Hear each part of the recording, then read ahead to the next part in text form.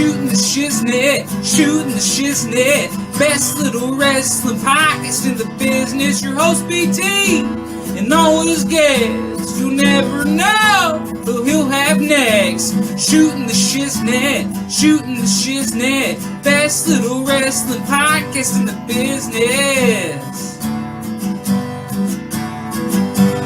Shooting the shiznit.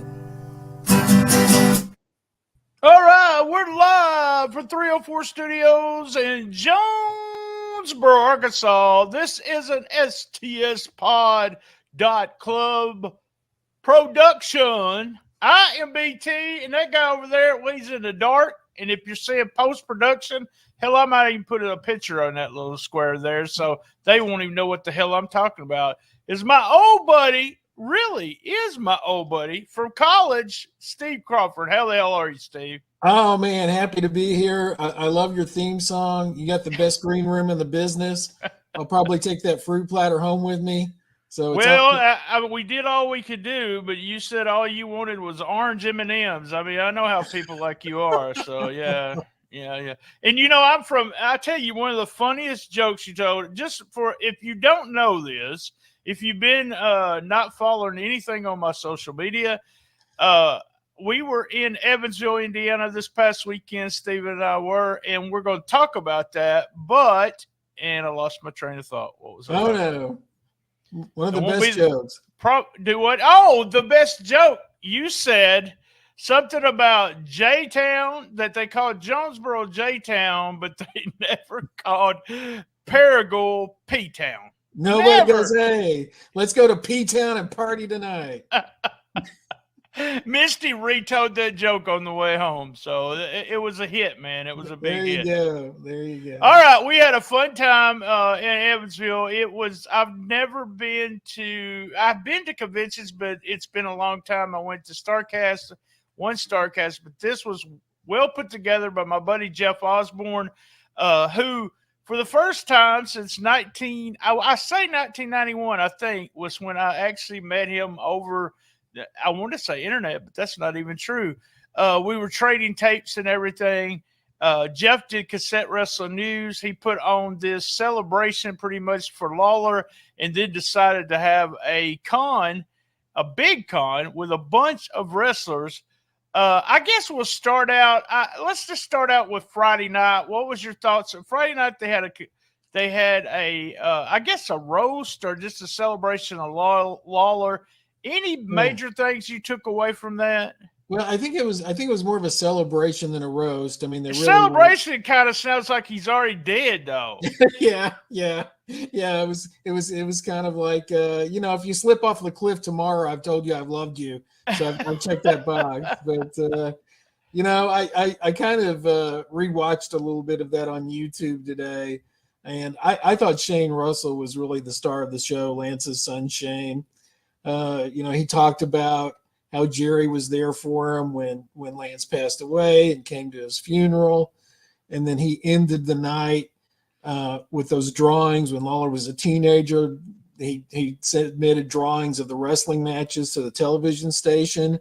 And that was kind of how he got into the wrestling business. And Shane said he was going through Lance's old possessions and found some of those original drawings that would be 60 years old today or however old they would be. So I thought that was really touching. So I think Shane was the star of the evening. I wish some of the video sound would have been better for some of the videos that were played before and after everyone spoke. I thought Mick Foley was really entertaining, but I've always been kind of a mark for Mick Foley. So yeah. So yeah, I enjoyed it. It was a little, how much can we lather this guy up? And yeah, that's what it was supposed to be about. I love that part of it. And when we arrived at the show, I have to tell this story because it's typical me, Steve. So we arrive at the show. I don't have a ticket. I don't have nothing. And we're going through the front door, and the front door is closed. So since I'm somebody, Steve, I'm somebody, don't you? You're big time. Yeah, I'm big time to everybody. That's where you get the BT at. A big time, and I just walked through the dressing room and went to the back. And there, the first two people I saw was Jerry the King Lawler and Jeff Osborne. And Jerry said hi to me. And but I was told a day before that Jerry hated me. That's what somebody was saying. And we won't tell who that is until, well, you have to pay for it. Go to Patreon. You'll get to listen to it on Patreon, and you'll see who got that vicious rumor. Oh, But Lawler was in. Lawler's, honestly, Lawler's in pretty good shape. He walks very well. His speech isn't still not all the way there. He says stuff, and I think he knows what he wants to say, but just can't kind of get it out. But he looked really good. Honestly, I was around Dundee just a little bit. I actually helped. I don't know if you know this, but after I got into the deal, I went hunting for you. And almost ran smack into Bill Dundee, and he was asking me where does he supposed to go. So I helped him to go into the dressing room. He had somebody with him. I don't know who was with him. And then I found you, and one of our Patreon members actually sat behind us, Jamie Davis, during the celebration. A few things during the celebration I wanted to comment on. I'll agree with you with the Shane Russell thing. Very, very awesome with Shane doing that, and emotional too. Jeff got emotional a couple of times too, which and if you don't know Jeff Osborne, he probably shouldn't be in the wrestling business anyway, because he's one of the most honest guys I've ever met. Right. And I'm not trying to be mean, but it's the truth. It's just he's just a fish out of water. That's an automatic disqualifier. Yeah, he's honest. I talked to him last night. I was texting him, and we were talking about some people in the business and how corny people in the business still are. And I said, it's weird. I've been knowing you for, I don't know, over 30 years, and neither one of us have lied to each other about anything. And I mean, that's just crazy. And we've been in the wrestling business in and out of it. So, but Shane was. And I've heard Jeff's name for decades, and I've never talked to him. I've never corresponded with him, but he's just one of those people that you knew was kind of a wrestling insider guy. Right. He's done a show with us that explains all his history and everything. It's really fun. And you've also been on one show where we talked about our history. So you can go back, and I'll put those in the notes if you want to watch it. But Jeff, man, I said this to my wife. We went to Jeff's secret headquarters. He has a comic book store. We dropped by there before he left just to look at it. And it's just a fantastic place. We advertise it on, we put his show, Cassette Wrestling News, here on the main feed every once in a while when I have time to listen to an old episode. But it's almost like everything this guy touches, he succeeds in. He really does. He's been in MMA. He worked for UFC. He's done a little bit of everything, but been very good at it. And he did a very good job this weekend, knowing that he did almost 98% of all this by himself, except for his family helping out. So, and another cool thing that he did was that kind of coffee table book of Lawler's artwork. I did not get to look at that I saw. I don't know, they were buying them, but I didn't get a chance, because I will talk about that as we go. But for the second day, but yeah, I didn't get a chance to look at it. But I plan to go see Evansville, see Jeff sometime. Probably early next year, just so I can spend time with Jeff instead of doing all the stuff that we did. I thought Bobby Fulton had a little short speech there, but I really liked it. I like Downtown Bruno's. Yeah. I'm friends with Downtown Bruno, and we have a good time when we're together. But he was just upfront and honest with what he said. Living in Lawler's guest house in the back. I mean, some people wouldn't even probably say that. I thought it was interesting, as well as Downtown Bruno knows The Rock, that The Rock didn't send a video clip in. I thought we would surely see something from The Rock that night. So that did kind of surprise me. I wonder about that. I know at one time he was talking about doing it. Jeff was trying to get him to do it, or go through Bruno to get it done. We had Jamie Dundee. Yeah. Who made you feel uncomfortable, and he was funny, and he was annoying at the same time. He said Bill Dundee he waved at him. He said, he don't know it, but he's here. Yeah. And then he went into a spiel about fentanyl. He said, don't do fentanyl. It kills people like Lex Luger, like Lex Luger matches. He wanted Lawler and to smoke a joint with him and Godfather. Yeah. He was talking about him about Jamie and Morton being in a jail at the same time, and he ended it with Brian Christopher's laugh. If you've never seen this guy, Jamie Dundee, you might be surprised, but pretty much. Well, and I thought the line about Lex Luger was a reference to Miss Elizabeth, and so, oh well, it might have been. I felt like he was talking about his matches. Maybe I'm wrong. I don't know. Yeah, he said like Les Luger's career or something. I don't know. I just didn't feel like it was appropriate. But Jamie's going to be Jamie. Yeah. Jimmy Hart. Yes. Really quick. Thankful for Lawler. Blah blah blah. Valiant. I thought Valiant was awesome because they all talk about him being so quiet, but when he goes in front of everybody, he did a really good job. Kissed Jerry Lawler. If you look at that closely, he really kissed his own hand, so he was doing. Oh yeah. Kayfabe, man. Kayfabe.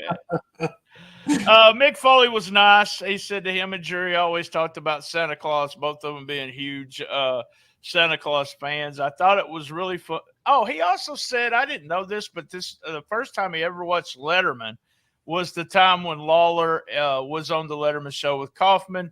Yes. And he also gave Jimmy Valiant some dues and said he ripped Jimmy Valiant off when it came to Dude Love. Yeah. I think Cornette coached him a little on that too. I think. Yeah, and that might have been ripping off. And then what else did Foley say? Oh, well, he apologized to Downtown Bruno for the shot that he took him in his first book years and years ago. So that was nice. I thought that was, and then he talked about that Memphis checks and how much money that he wasn't making, but Memphis was his first full-time wrestling gig, so that was kind of cool. Yeah, Mick was the only pitcher that I got, and I sat down next to him, and I said, "I'm glad you're finally making some money here in Evansville." And he got a laugh out of that. So that was my little Mick interaction. It was true though. He had him. We'll talk about that here in a minute. Jeff's wife gave Lawler new crowns. She makes crowns. Dundee and Valiant, they talked about that a little bit, and then Dundee. I was kind of uncomfortable with Dundee's little talk. Yeah, it's hard to know when somebody has dementia or Alzheimer's or whatever Bill's going through at this point of his life, how much in and how much out they are of what's going in and around them. So yeah, it was a little bit uncomfortable. Oh, he said to Valiant, if I ever go the other way, I'm looking for you. So we got that. But he said something talking to Lawler about when are we supposed to wrestle? Right. Are we wrestling here tonight? Yeah, that felt real, man. And I was just like, oh, I feel sort of uncomfortable. Yeah. Jerry Calhoun was presented a belt and talking about he was in all the important matches. Which he was, and then he started in the main event on his show as a referee. He was just riding around with Lawler because he was his brother-in-law, and Lawler said, "Do you want to referee?" And he goes, "Well, I guess. What match you want me to referee?" And he said, "The main event." He ended up doing the main event of a show. I can't remember where he said that was at. I think it was in Tupelo. What he didn't mention is how many ref bumps he had to take that first night. Oh. Because Calhoun was the king of the ref bump. Yeah, I got to talk with Calhoun there on that first night. I went up and shook his hand and told him he probably didn't remember me, but I seen him a lot in Jonesboro. Yeah. And he was like, your face looks familiar, but he was one of the guys that would always, if I came to near the dressing room, I'd say, hey, can I come in? He would take me to Lawler. And so we talked a little bit, but he used to do something weird with his hands. And I had a group of kids with me or guys with me one night, and we were kids, but that way. And we were making fun of him because it looked like he was saying they were face masking. He was doing this, and we was like, face mask. And he said that he just tried to be animated at all times.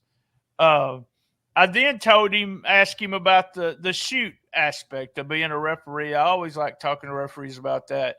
You know, he said that he had to count if you wasn't kicking out, he had to count 1, 2, 3.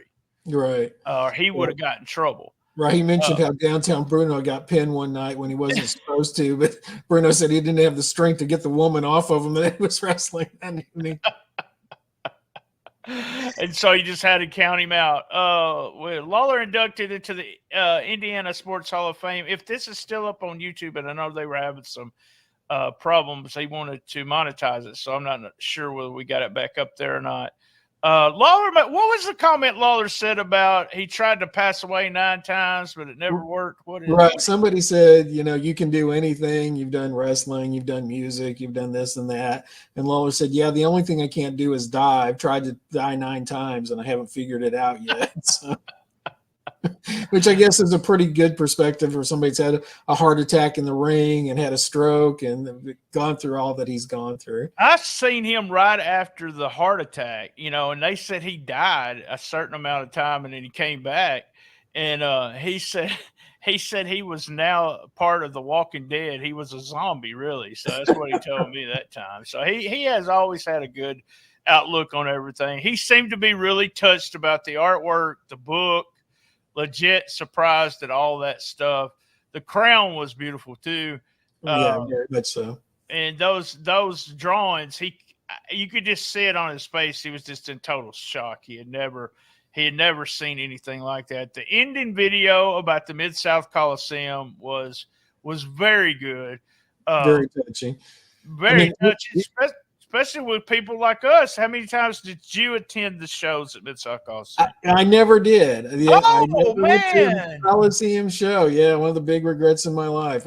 But you know, the ending of the video was a picture of Lance later in life smiling and standing in the forefront of the Coliseum. And it was just so touching and so beautifully done. Very well done. And I didn't go to a lot of shows. Because I was poor as dirt. Yeah, me too, yeah.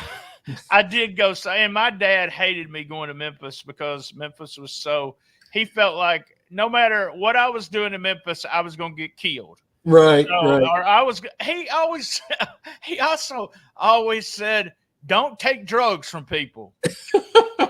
You know, like randomly I was going to take some drugs from some guy, take them and get killed. That was my dad. That's what he thought about it. So, well, you know, Memphis was kind of scary because, you know, we were country kids and that was like a big city and it was just like a different world when you go into Memphis. But the other thing that I liked on the front end of the night was in the video tributes. They ended with Chris Jericho, Bret Hart, and Hulk Hogan. And I thought Jericho and Bret Hart, you know, did a really good job of kind of putting Jerry over. And Jericho said, you know, you got one of the best punches in the business. And I did the fist drop the other night. And Bret Hart said, you know, I've never worked with a better bad guy than you. Nobody understood ring psychology better. So I thought those video tributes, they sounded more sincere than a lot of the other ones, which was just kind of like guys sitting at a convention and somebody putting a camera in their face and then responding. Yeah. Very well. You know, you gotta give him credit for getting out there and getting them all. Though he had some help with a few other people, but before we go to the second night, I guess we'll take that commercial break in the middle. But before we go to the second day, night, whatever, 3 things. Number one, when I always say something to somebody that I should have just kept to myself. I want you to know that, Steve. I've always been that guy. I did it twice this weekend. I did it once on Friday and once on Saturday. And I'll tell you the Saturday one here in a minute after commercial. But Friday night one was, I was shaking Calhoun's hand and telling him it was nice to get in touch with him again. And I enjoyed his work. See you later. Then his wife came up and I said out loud, how did you get such a hot wife? And he just smiled and laughed and so he took it in stride, and I thank him very much for that. But hey, the guy might have been what we call a locker room legend. You never know. You never know. 2 things or 2 stories me and you heard during, and if you watch the video, you'll hear them too. But me and you kind of not rolled our eyes, but kind of question but whether they're true or not. Just put that way. Right. NWA title. You want to tell that one? Well, yeah. A couple of years ago, Ricky Morton started telling this story that they had done a finish at one of the Great American Bashes or somewhere, and he was wrestling Flair, and they put the title on him, and he goes to the back, and Dusty and Crockett say, "Hey, you're going to be the world champion now, but we're going to have to break up the Rock and Roll Express team. Robert's not going to have a job anymore." And I don't think there's any truth to this story at all, personally. And he didn't take it, so he didn't get the end of the title. So that right. When you're looking at Hulk Hogan and the Ultimate Warrior and Randy Savage and the WWF being world champions, and you got Dusty Rhodes and Flair and Magnum TA and Nikita Koloff, I don't think guys were sitting around saying, "Man, we got to give Ricky Morton a run with this belt here." It was a really good series of matches with him and Flair. I love the feud that they had, but I wasn't there, so allegedly, I'm just going to say allegedly that's what happened. And I will say, I don't think that story was ever told when Dusty was alive. I don't think so. Maybe not. Also, we didn't. It wasn't really a lie, or whether it was true or not is what we was kind of questioning. But they said that Jimmy Valiant made more money in Memphis than any other territory, and we think maybe he made more with the Crockett's. Well, yeah. I mean, they had, that Boogie Jam 84 where he was main eventing all around the territory, and, it was like a special tour just built around them.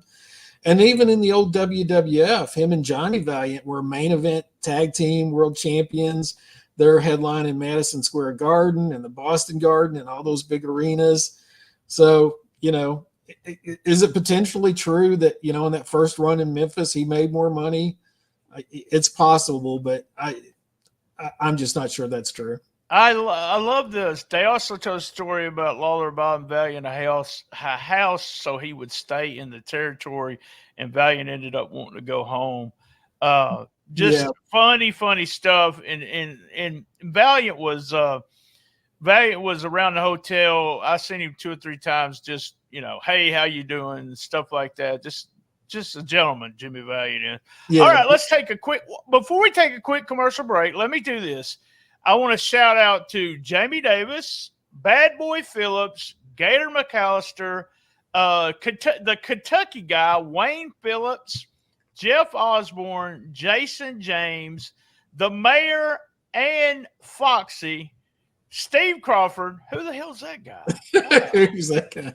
And Richard Dix. Those guys right there, that they some familiar faces, some new friends. It was fun to see everybody that I hadn't seen, and it was nice meeting, especially Wayne Phillips. I've been looking at his group for a long time, it seems like, and I stalked him to see who he was, so we made sure we said hi to him. All right, Let's take a quick commercial break, and we'll be right back with part 2 talking about the con.